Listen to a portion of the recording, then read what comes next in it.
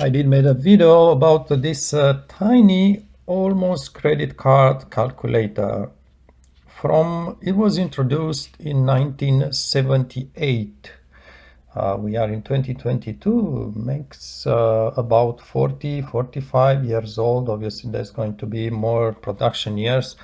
I do show in another video how to replace the batteries, how to unpin it from that kind of holder or casing around it. And again, this is, I think it's Tim Hortons say somewhere, a gift card. We are in Canada. You want just get the numbers and order yourself some cheap food from Tim Hortons. So it's definitely very small. It's not at all the size of regular calculators from the times from that era.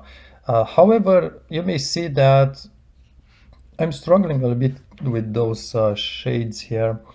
You may see that the display, it's very clear and just exactly as it would be on a modern day calculator. The single thing is that the display digits are small, which is obviously for the size, but also back in the days the digits were very small. I'm going to link you at the end of this video a long video when I actually pull this from a thrift store and replace the battery and bring it to life.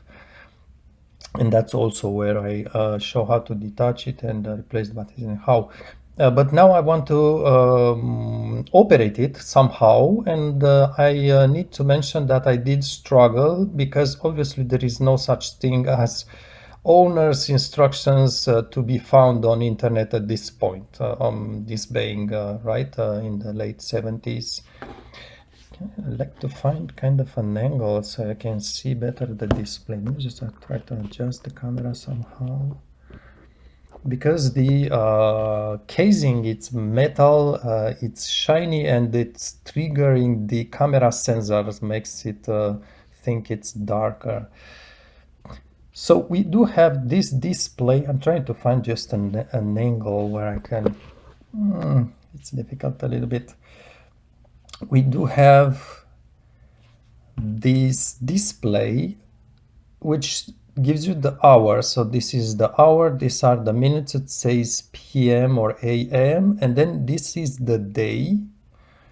We do have on, what is this? Let me just see past the camera. That says, I think it's, is this trumpet here? Let's see. No.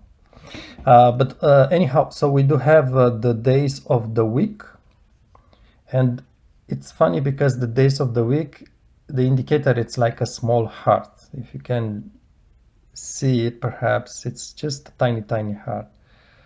So what is this? That's the trumpet right here. It does have alarm, and also it does have beep. So the trumpet, when it's displayed, it means the alarm is going to ring, and there's also a beep sign, this one. But this one is the trumpet for basically alarm on off. So I was saying I did had quite a few trouble finding how to operate this thing. In the end, it's pretty intuitive, but it's also confusing. So it does have three functions: clock, calculator, stopwatch. You just have this switch, follow the yellow indicator. If I will switch it to calculator, and then to stopwatch, and also to setting the watch. So this position, you can set the watch. I'm not going to be perfect because like I said, it's confusing, and just to remember the way to touch these buttons, the correct position. So if I would put it right now to set, this means I can adjust the hour. And the way this goes, you see I have the hour here. If I want to change the hour, maybe I want to make it 8:36. I will just press in the set position 8:36, and then I will just hit, I try to see past my camera because it's not very clear. I will hit I think this is hour. Is that it? Sign. So I will hit hour. I'm watching past on the camera display, so you don't see it very well. So that's how you set the hour. Now if you want to set the date, then maybe it's 18th.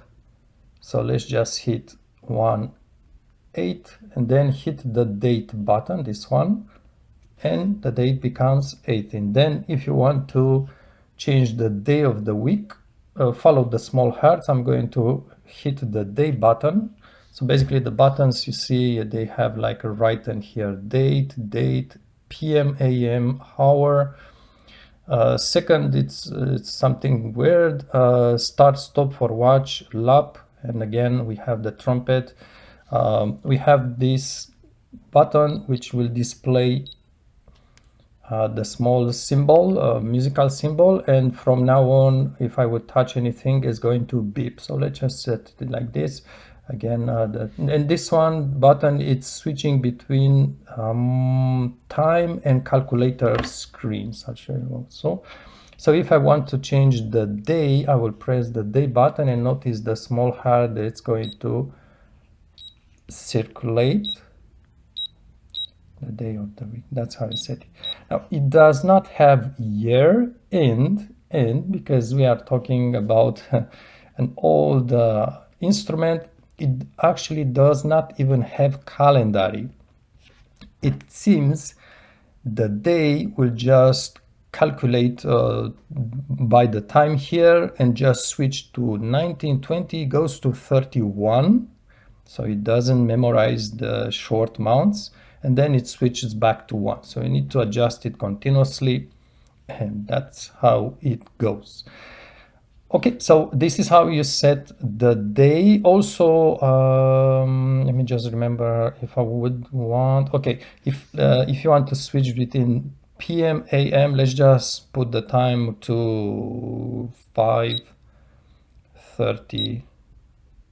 So I'm really just typing like it's on calculator. Then I can switch it from AM to PM. It's going to show you PM there. AM doesn't display anything, but if you press again, it's displaying PM. And I think I need to also press hour to get it going. So it's 5:30 PM. Interesting, and quite a challenge to find out how this goes to be set. So this is for the also obviously you have stopwatch, is this thing here, stop, and if you want also you have lap. This is the lap button.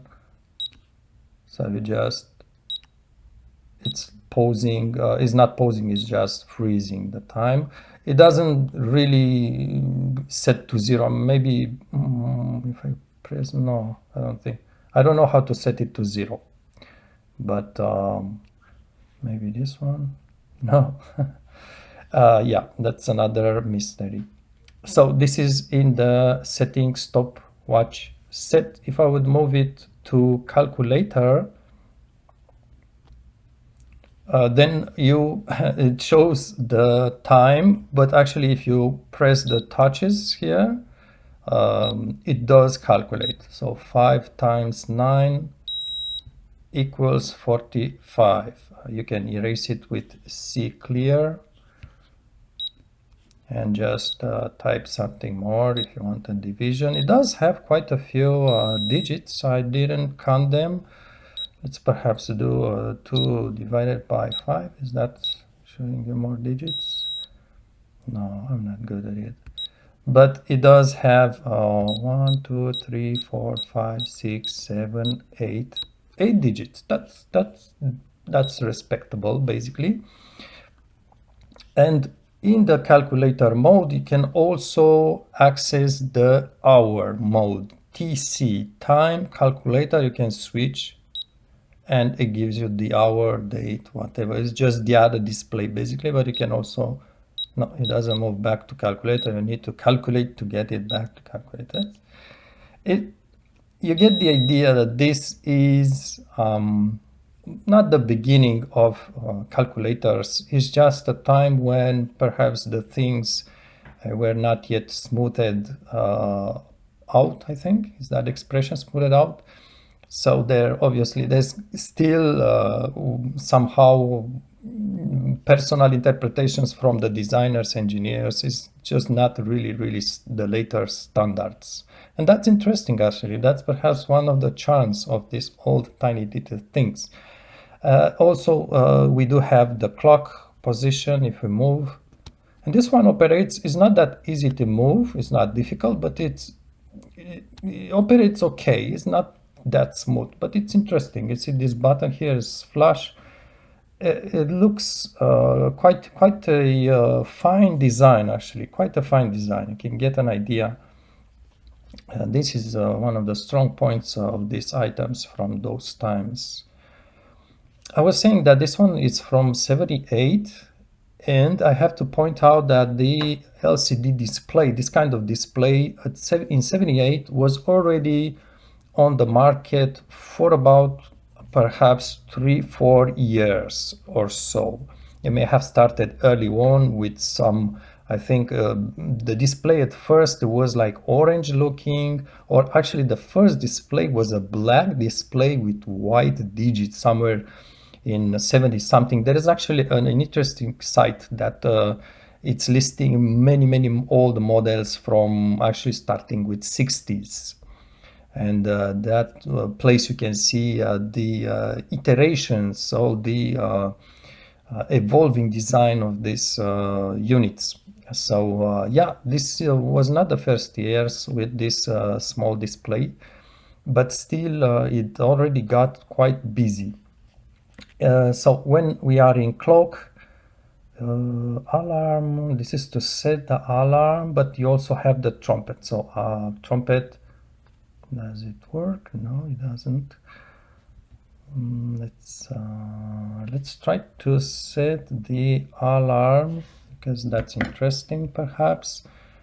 To can I actually, no, I need to go into the set mode. that's cool, but confusing. So alarm on off is going to be this little trumpet. So it definitely looks like a trumpet, if you can tell. You just underneath this button, it's cool. I mean, it's these very small details that you just don't, it's impossible to even think that you may see these things in a modern device. So that's how you turn the alarm on and off. And let's just set the alarm. So now it's 5:35. I don't know if I have enough time. Okay, so 5:36, and somehow I will need perhaps to see the watch. So hopefully, I'm not sure if I did, I think it was PM. So within a few seconds it should start ringing again. The trumpet is on, and it's a beep beep beep. That's very specific to this not just calculators, but specifically to wrist watches in the 80s and 90s. No, it didn't really work. Maybe, okay, because the alarm was AM, that's why it didn't work. So I need to put it PM. PM is this one. Just switch to PM. No, I actually need to set it again. 5, 3, 7, and this time I'm going to also press PM. So it's PM, and then I will just, I think I need to press again on alarm. Okay, and then I need to perhaps press to clock display. So at 5:37 should start ringing. So I was saying that beep beep beep, it has a small tiny I call it speaker, but perhaps it's the wrong name, that makes those beep beep beep sounds.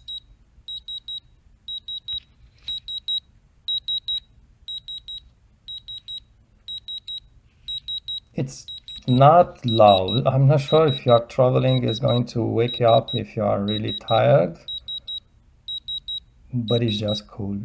Maybe if I press here, and it's interesting that you can actually stop the alarm, but I think, let's see, I think that if you clear and put back, yeah, if you put back the trumpet, it's going to keep ringing as long as you are still at the hour of the alarm. That's just another special thing. So I apologize for flicking the light like this. It's just that I need to find an angle to watch it. Sorry about this. But yeah, I think I got mostly through the functions of it. This one, sec, I'm not sure what it is. Sec, maybe it's for setting or something like this. Again, this one, usually it will switch between, if you are in calculator mode, it will switch between calculator and hour. And also I think I did point that if you are calculating something with the beep on, this is the beep, this thing is beep off, beep on. When you press equal, it gives you also additionally a bonus long beep. It's just for the sake of it, right?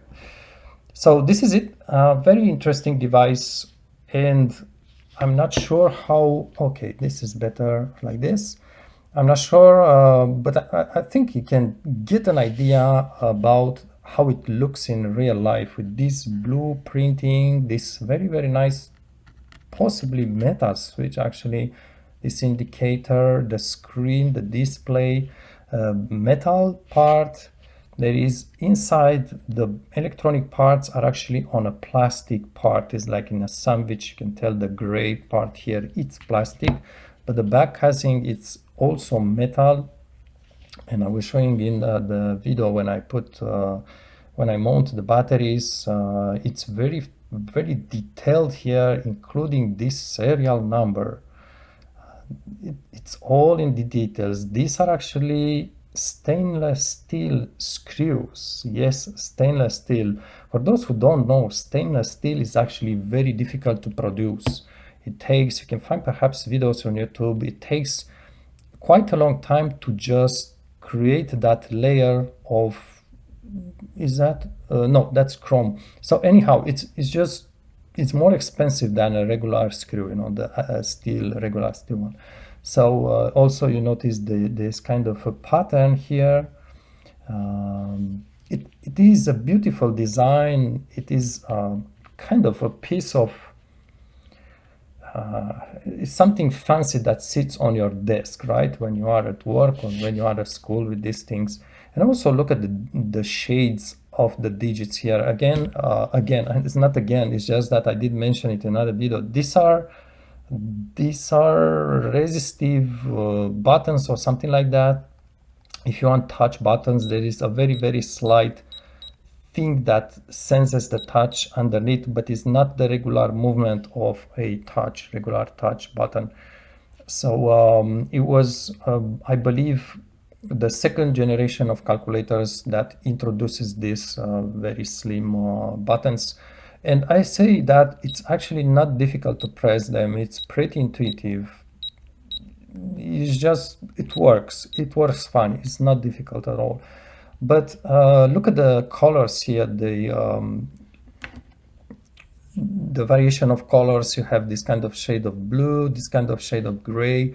This one here is actually a dark gray that may look blue, but actually is dark gray.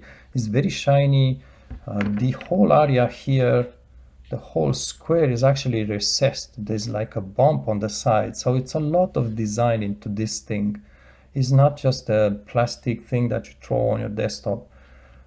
It's a lot of design. It makes it shows that back then such item perhaps would also cost quite a few dollars.